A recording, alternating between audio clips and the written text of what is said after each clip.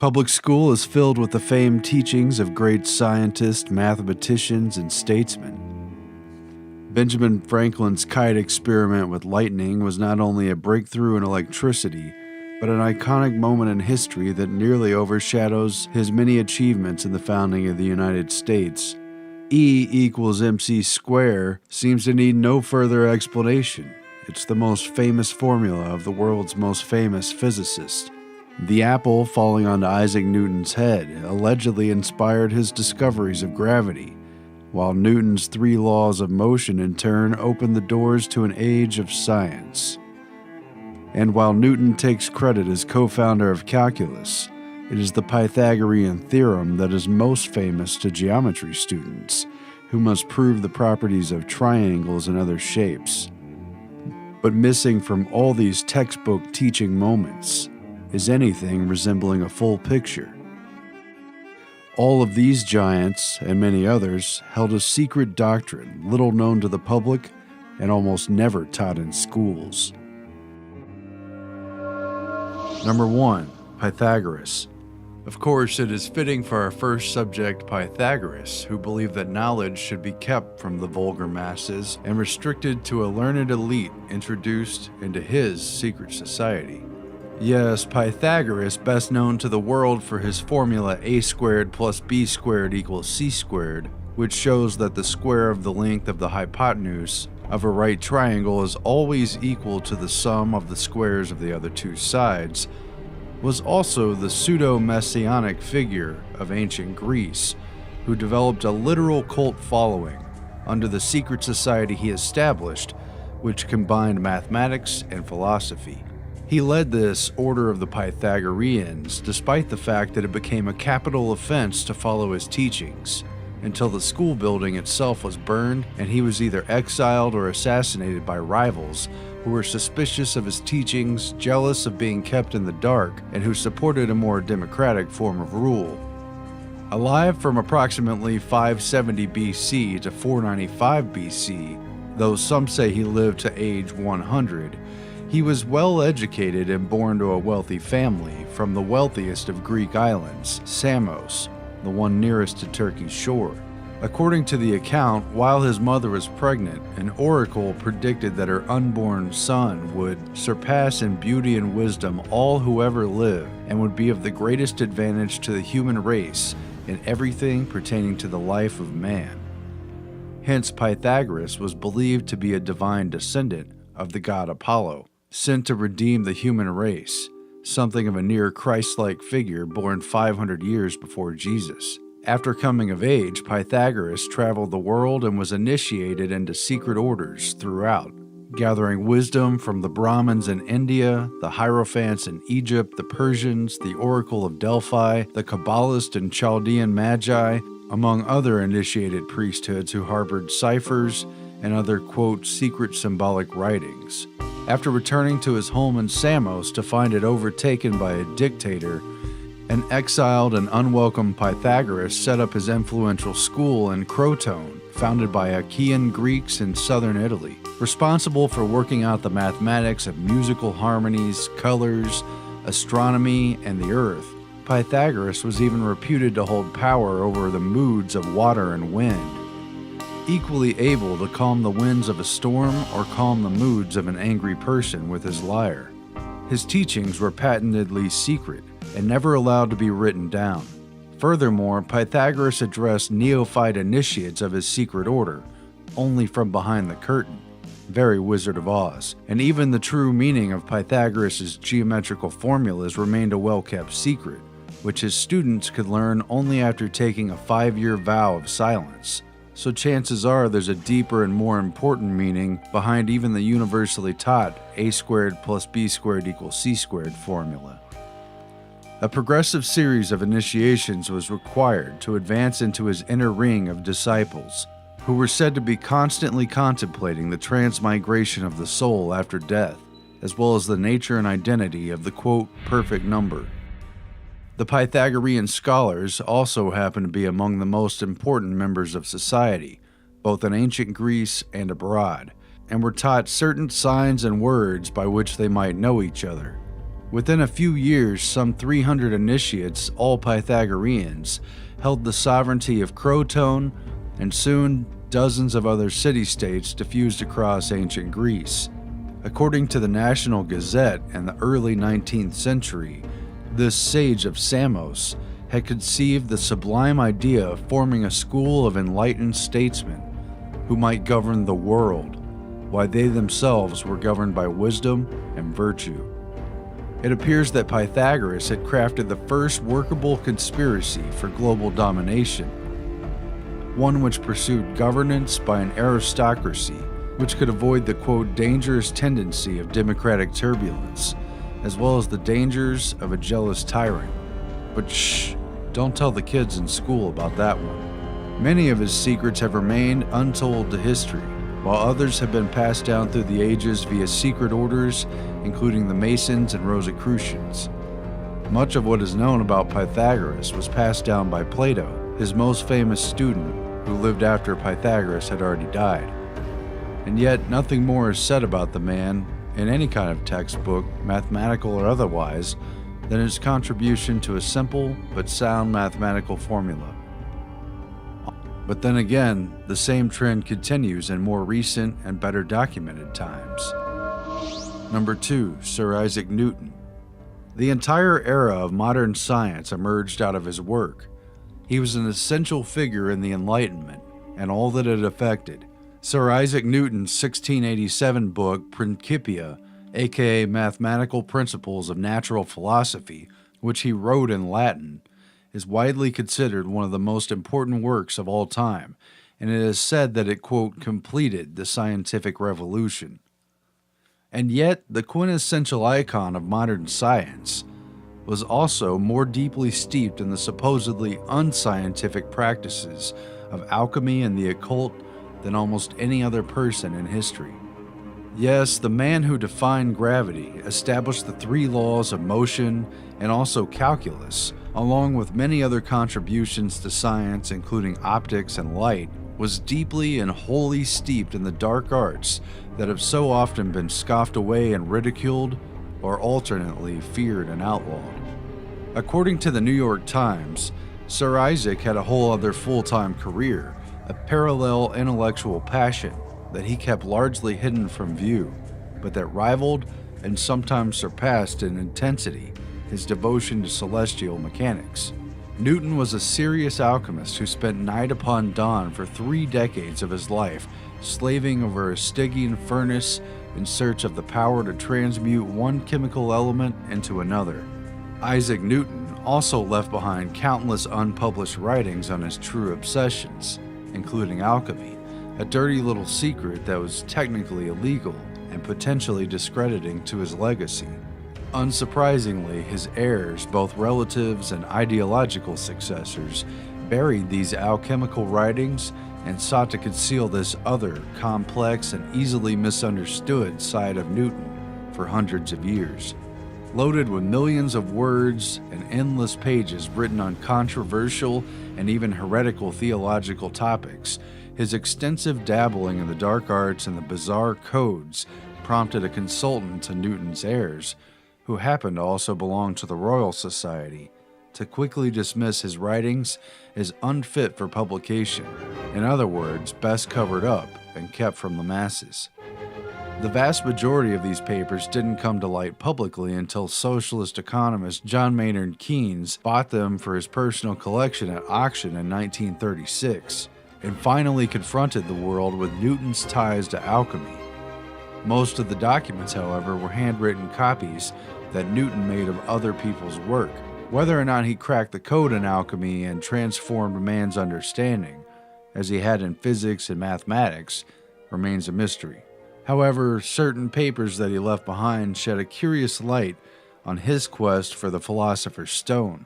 The Chemical Heritage Foundation recently purchased a manuscript written in Newton's hand that it published in full online. As Phys.org reports, quote, "What is intriguing about the manuscript is that the main page is a recipe, hand-copied by Newton, that describes a method of creating sulfic mercury, a supposedly necessary ingredient for making the Philosopher's Stone. Newton then added notes to the text and later apparently turned the document over and used the blank side to write a procedure for subliming lead ore, an endeavor that he apparently worked on for many years, once again as part of his desire to make the Philosopher's Stone.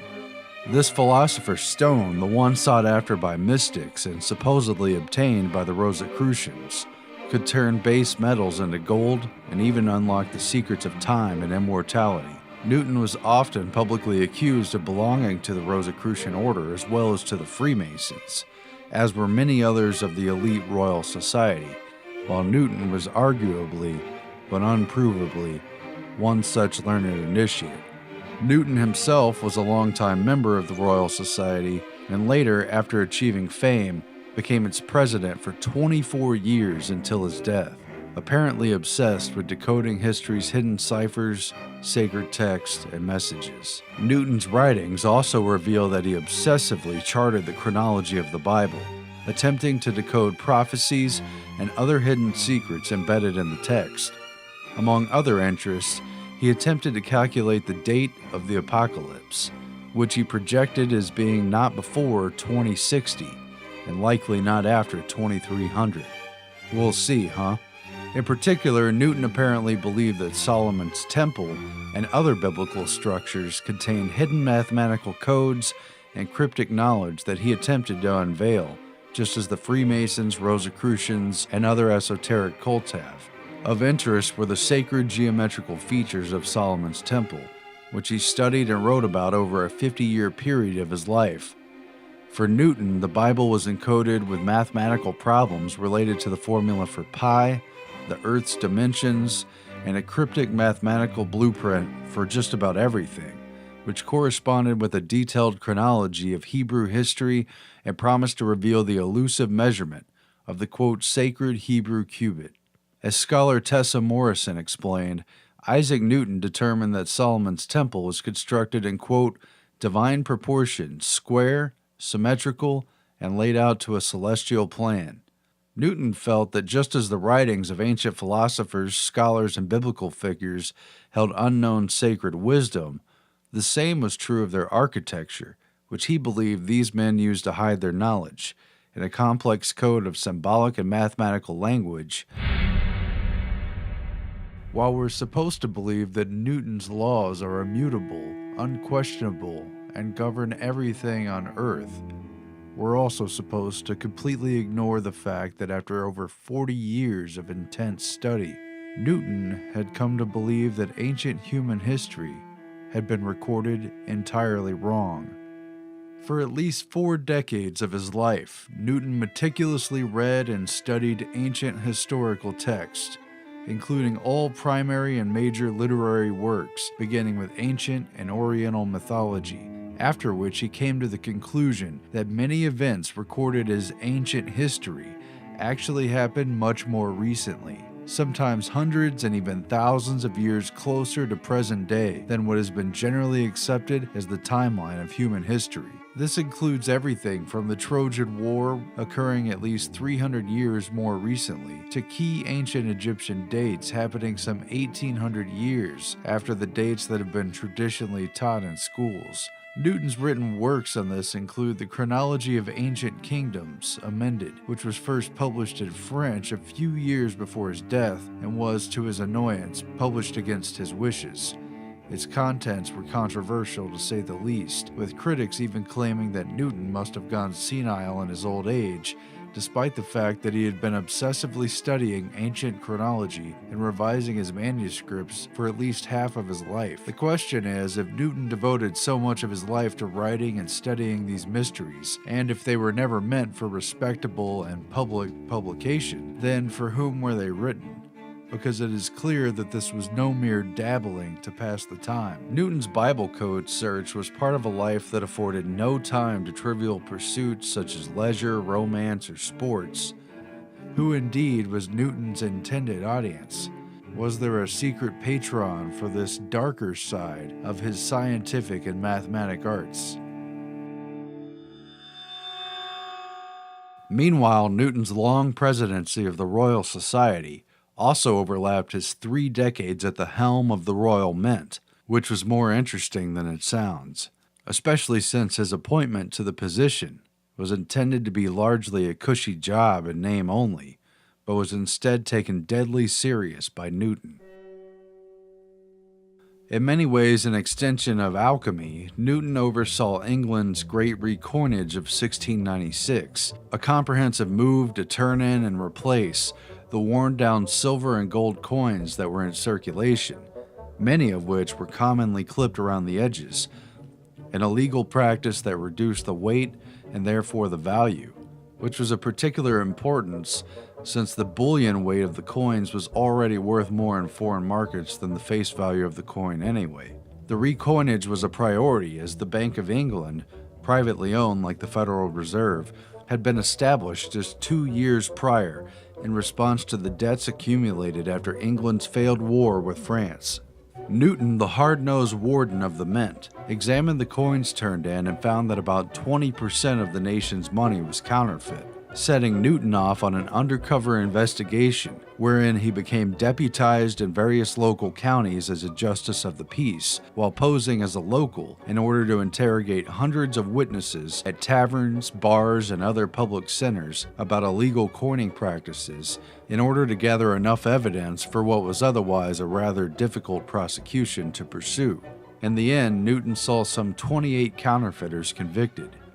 As this crime was considered high treason, it was punishable by death, in a barbaric and elaborate ritual of public execution that involved hanging, drawing, and quartering the victim, wherein the punished individual was drawn by horse on a wooden panel, hung almost to the point of death, and afterwards the body was emasculated, disemboweled, beheaded, and then quartered, that is, cut into 4 pieces. Quite a price to pay for a common financial crime, and quite great lengths that Newton took in order to see things through.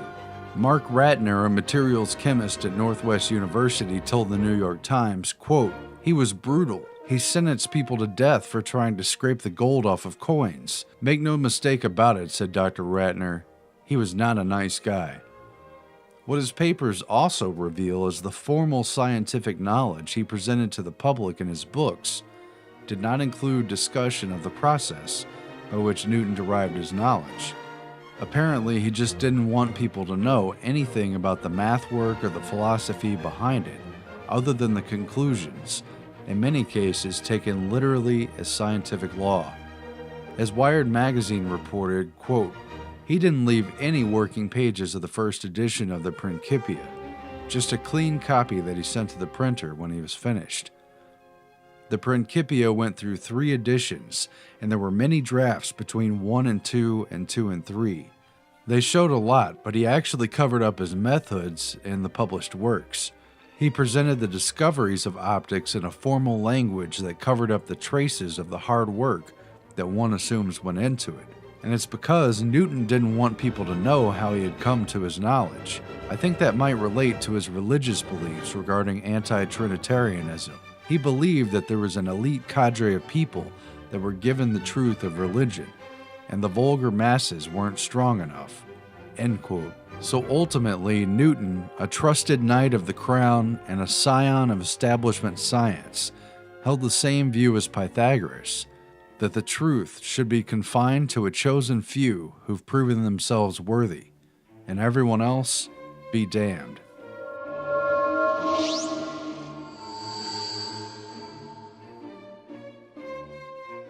Number 3, Benjamin Franklin.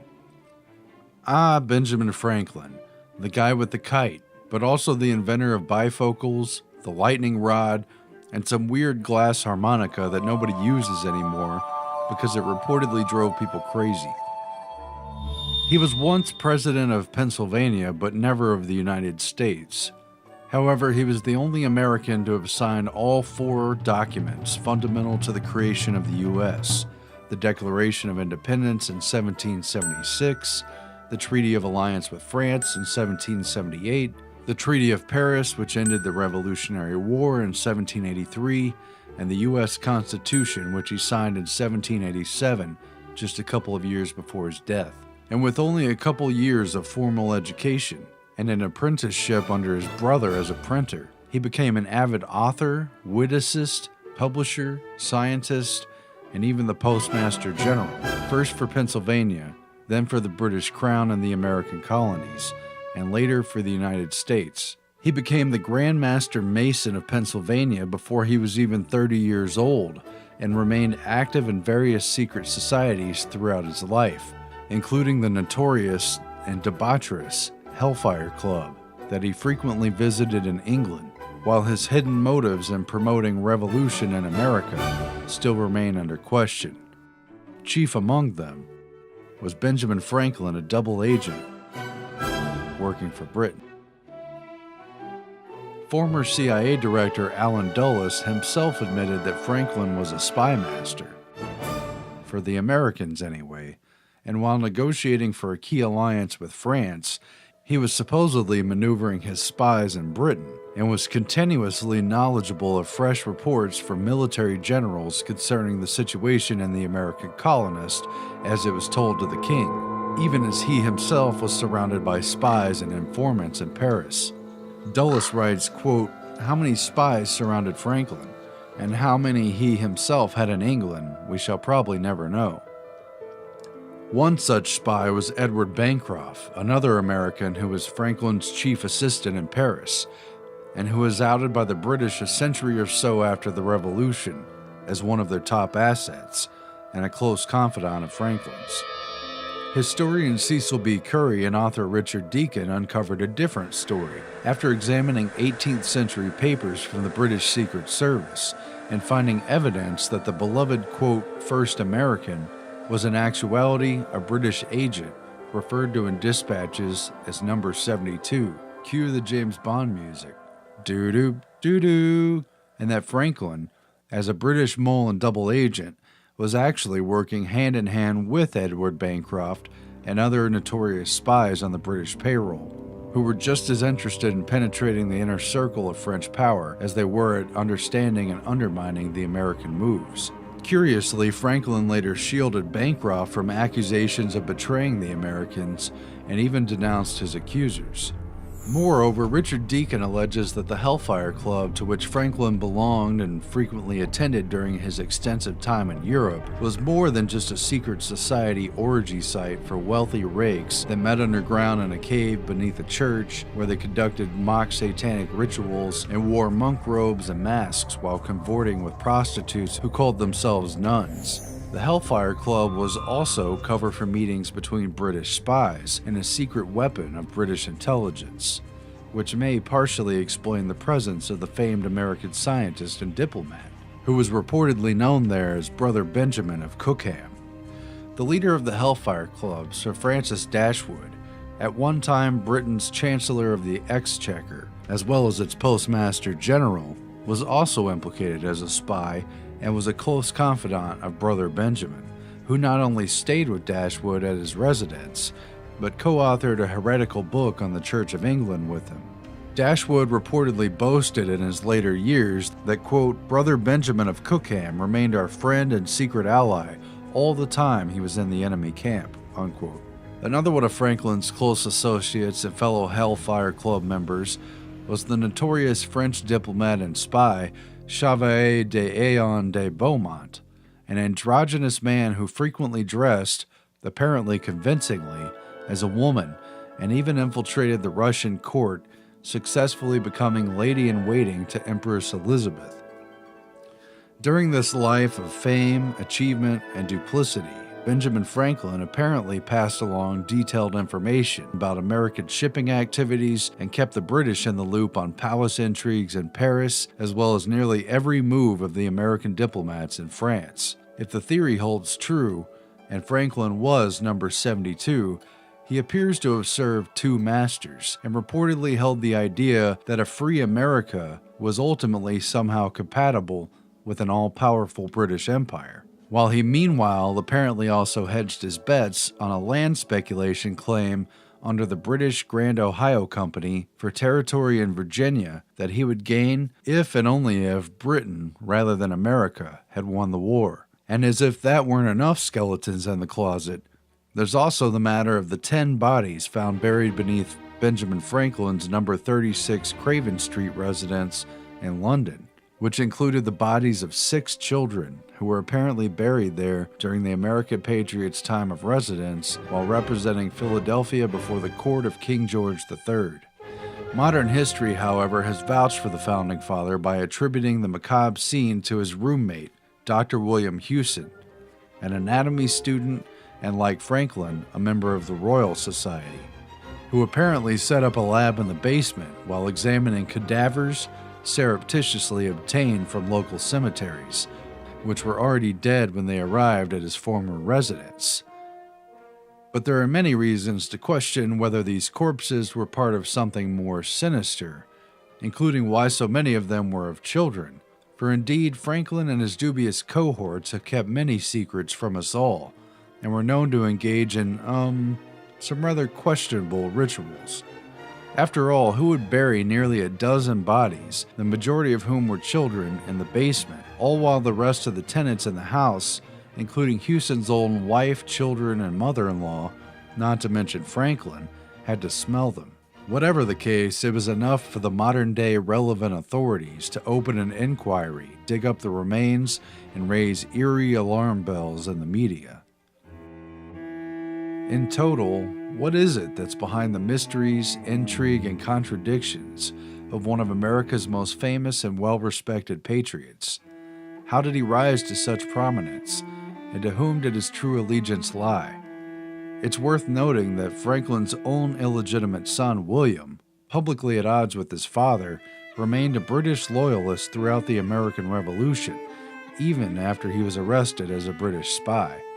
On Franklin the father, Richard Deacon and Tom McMorrow write, quote, "Let it be considered that he was a poor tradesman's son, attending school only 2 years, and was working in a shop at 12.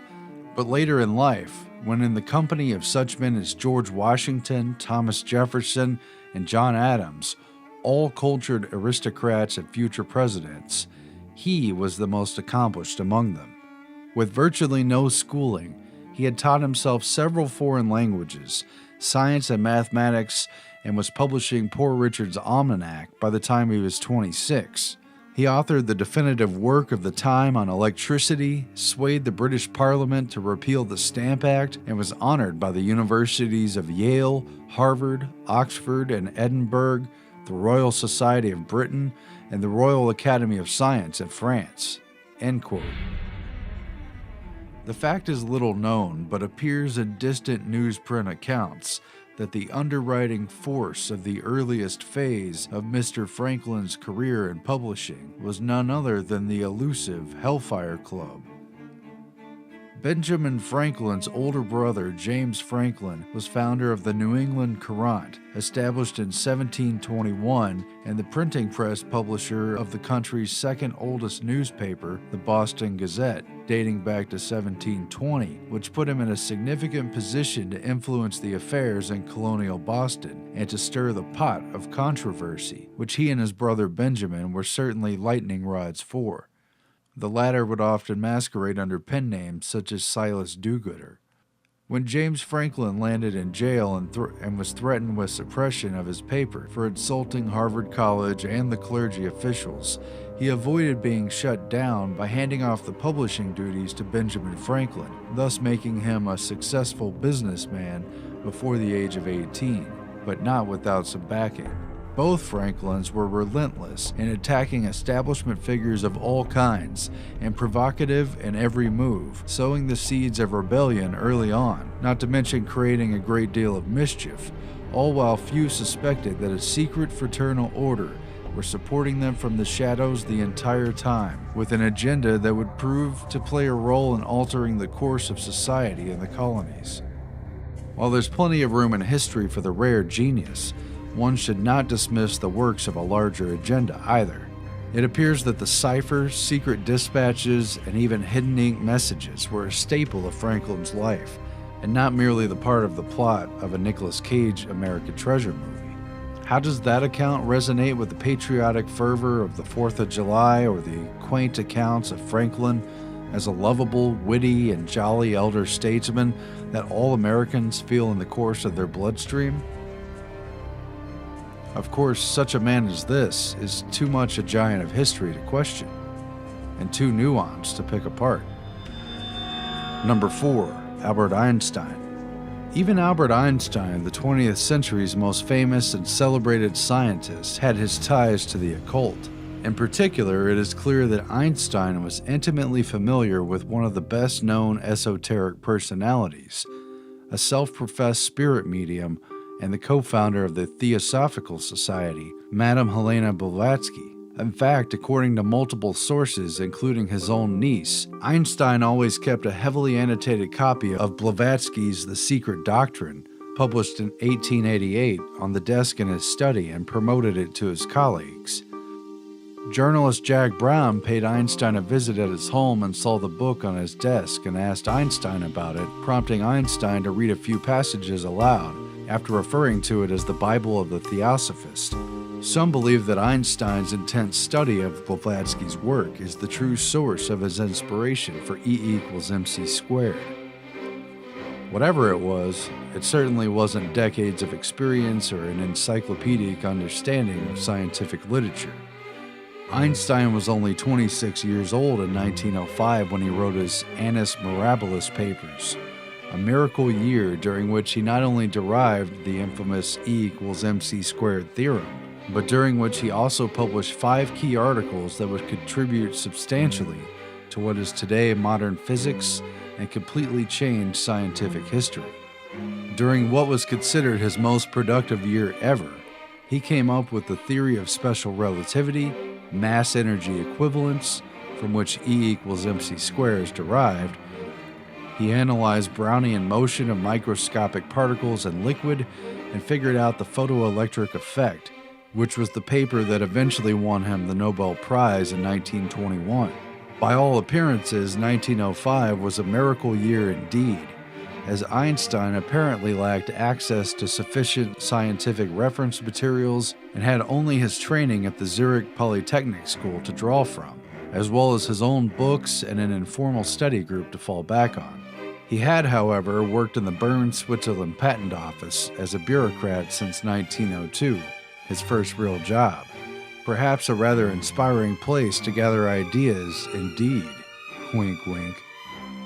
How so many breakthroughs fell into Einstein's lap all at once remains a source of mystery and heated debate to this day. On the 20th anniversary of Einstein's death in 1975, Time magazine quoted physicist Richard Feynman as saying, quote, "I cannot understand how Einstein arrived at the intuition leading to E=mc², considering the level of scientific knowledge at the time in 1905. At any rate, even the most rigorous scientific minds cannot ignore the profound influence that rather unscientific pursuits have had on the most celebrated and important developments over the past 4 centuries, and even before. And perhaps there is much more to the story than we know."